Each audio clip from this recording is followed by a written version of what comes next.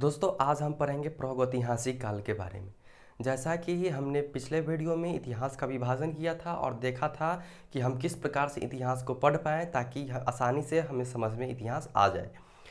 तो उसी श्रृंखला में हम आगे बढ़ते हैं और सबसे पहला जब हम इतिहास स्टार्ट किए थे, जब हिस्ट्री को हम 3 भागों में विभाजित किए थे, एक इतिहास जिसके साक्ष्य के आधार पे जो साक्ष्य हमें मिला है, जो लिखित रूप में मिला है, उसे हम जो लिखित रूप में नहीं मिला है हमें उसे प्रागैतिहासिक काल में रखते हैं, और जो लिखित रूप में साक्ष्य मिला है पर उसे पढ़ नहीं पाते हैं उसे आदैतिहासिक काल, जो लिखित रूप में है और हम पढ़ भी पाते हैं उसे ऐतिहासिक काल में हम रखे हुए हैं।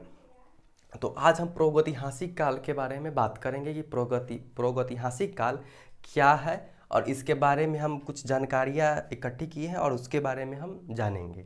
तो चलिए शुरू करते हैं आज का वीडियो। तो हम सबसे पहले प्रागैतिहासिक काल, जैसा कि हमने बताया कि हिस्ट्री को हमने 3 भागों में बांटा, उसी में से एक पार्ट था प्रागैतिहासिक काल। इसका समय हम लिख देते हैं, प्रागैतिहासिक काल का समय है 2 लाख से 2500 BC। ठीक है, आगे बढ़ते हैं हम प्रागैतिहासिक काल को, एक बड़ा काल है, देख रहे हैं आप 2 लाख से 2500 BC तक एक बड़ा काल है, तो इसको हम 3 पार्ट में डिवाइड किए हुए हैं। जैसे देखिए प्रागैतिहासिक काल 3 प्रकार का होता है, पुरापाषाण काल, मध्यपाषाण काल और नवपाषाण काल। पुरापाषाण काल, मध्यपाषाण काल और नवपाषाण काल। अब इसका काल देखते हैं हम। पुरापाषाण काल 2 लाख से 8000 BC, मध्यपाषाण काल 8000 से 4000 BC, नवपाषाण काल 4000 से 2500 BC तक है। आगे हम बात करें, जैसे पुरापाषाण काल को भी हम लोगों ने 3 भाग में बांटे हैं। जैसे कि देख रहे होंगे कि आप इसका काल बहुत ज़्यादा है, 2 लाख से 8000 BC तक, इसीलिए इसे 3 प्रकार में बांटा गया हुआ था। हालांकि इससे एग्ज़ाम में क्वेश्चन कम ही आते हैं, फिर भी जानना जरूरी होता है। पुरापाषाण काल को 3 भाग में डिवाइड किया गया हुआ है, पूर्व पुरापाषाण काल, मध्य पुरापाषाण काल और उच्च पुरापाषाण काल। ये ज़रूरी है। लक्षण के बारे में देखें तो पुरापाषाण काल में आखेट शिकारी को कहा जाता था। उसके बाद खाद्य संग्रह, वहाँ मानव होमोसेपियंस का विकास नहीं हुआ पाया था, वहाँ आदि मानव ही थे। तो वो आदि मानव शिकारी भी थे, आखेट भी थे और खाद्य संग्राहक भी थे। यानी कि जहाँ एक जगह थे और वहाँ से भोजन खत्म हो जाता था, पक्षियों के और जानवरों को मार देते थे, उसके बाद वो एक जगह से दूसरे जगह चले जाते थे। फिर वो पक्षी को पकड़ते थे, पक्षी को खाते थे और जानवर को भी खाते थे। उसके बाद वहाँ समाप्त होने के बाद अगले स्थान पे चले जाते थे, इसीलिए इसे खाद्य संग्राहक कहा जाता है। आप देखिएगा खाद्य संग्राहक आगे आकर के मध्य पाषाण काल में आके आखेट तो थे, आखेट बने रहे, खाद्य संग्राहक ही बने रहे, पर यहाँ एक नई चीज़ का शुरुआत होता है, पशुपालन की शुरुआत हो जाती है। पशुपालन में आप जानते हुए कि सबसे पहले मनुष्य जो है किसे पालतू बनाया, तो वो है कुत्ता को पालतू जानवर बनाया गया।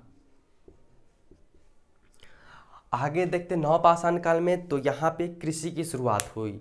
अब देखिए जैसे ही कृषि की शुरुआत हुई, पशुपालन की शुरुआत हुई, तो वैसे ही कृषि जो फसलें होती थी उसे टाइम लगता था पकने में और बीज पकने में, फल देने में। तो लोग क्या करते थे, वहाँ एक जगह रुकना शुरू कर दिए। जब रुकना शुरू कर दिए तो वहाँ पे एक समाज की और अस्थाई निवास प्रारंभ हुआ।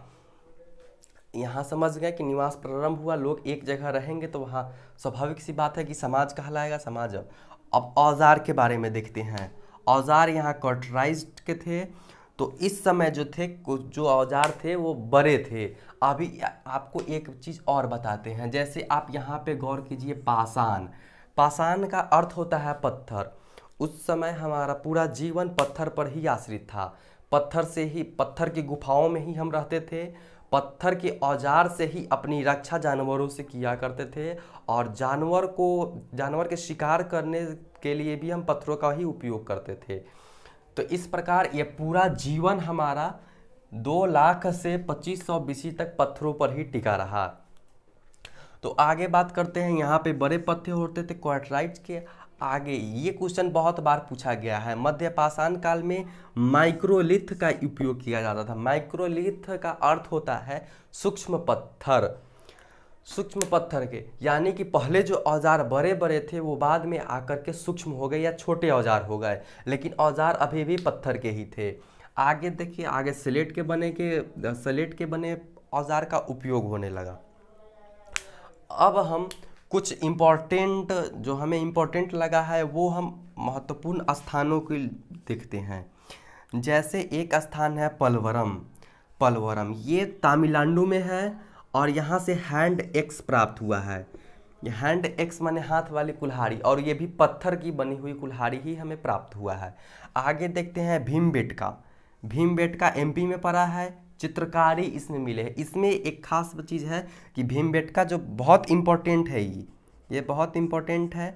भीमबेटका इसलिए इम्पोर्टेंट है कि यहाँ जो चित्रकारी के प्रमाण मिले हैं वो चित्रकारी तीनों काल के हैं, यानी कि भीमबेटका में तीनों काल के चित्रकारी का प्रमाण मिला है। आगे एक ठो हथनौर है जो एमपी में पड़ता है, यहाँ मानव खोपड़ी का अवशेष मिला है।